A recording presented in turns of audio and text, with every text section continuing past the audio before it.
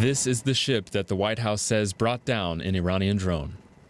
The USS Boxer, an assault ship sent to the Persian Gulf just over a month ago. U.S. President Donald Trump said a drone had come within 1,000 yards of the USS Boxer and ignored calls to stand down. Thank you very much. This is the latest of many provocative and hostile actions by Iran against vessels operating in international waters. The United States reserves the right to defend our personnel, our facilities, and interests, and calls upon all nations to condemn Iran's attempts to disrupt freedom of navigation and global commerce. Iranian Foreign Minister Mohammad Javad Zarif, who was in New York for UN meetings, said he could not confirm the possible downing of a drone. We have no information about losing a drone. Mr. Foreign Minister, if it was shot down, what do you say? That's what I said. We have no information about having lost a drone today. Have you met Senator Paul? Have you met Senator Paul? This is the latest scrape between the two countries over who is provoking whom in the Strait of Hormuz. On June 20th, Iran shot down a U.S. drone it said had violated its airspace. Just days ago, the Iranian military seized a foreign tanker in this strategic strait, saying the ship was smuggling oil. They released this footage allegedly showing the incident. The United Nations has urged restraint on all sides to avoid an open conflict. Let's speak to Adnan Tabatabai. He's a Middle East analyst based in Germany, and he joins us from Dusseldorf. Adnan, good morning. Good to see you. Thank you for joining us. What do we know about what actually happened here? Do we only have Donald Trump's account?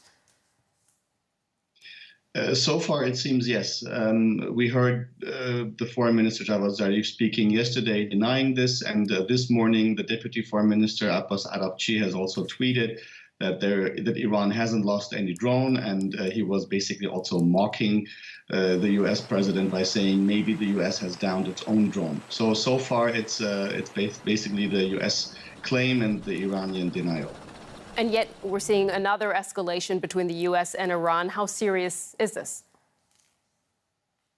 I think the situation is extremely dangerous. We see both sides trying to get the other to a point where a face-saving exit is needed.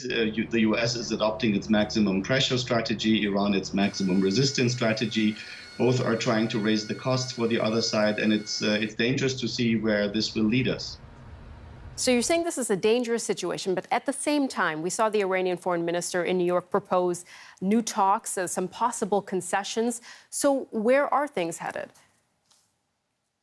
I think this is part of the pattern that we see on both sides. So we see upping the pressure in different forms, while at the same time providing some, if you want to say, avenues for backdoor talks or some sorts of an agreement. And as I said, the face-saving aspect of diplomacy might play a big role here, so that either side presents the other with such an exit. The U.S. has said we just don't want to see the Iranians becoming a nuclear power. This is something that the Iranians don't have a problem with, and I think this is also what Javad Zarif has now proposed, something that would further make the deal further robust. So let's see where this will go. But at the same time, we have to be worried because these measures that are meant to scare off the other side, I'm afraid, will continue.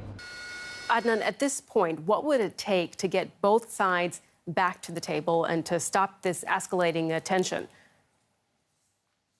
At the moment, it seems that the Iranians want to see a U.S. position, which is the one that was existent during the Obama years. So no U.S. sanctions that have to do with Iran's nuclear program. Other sanctions can remain.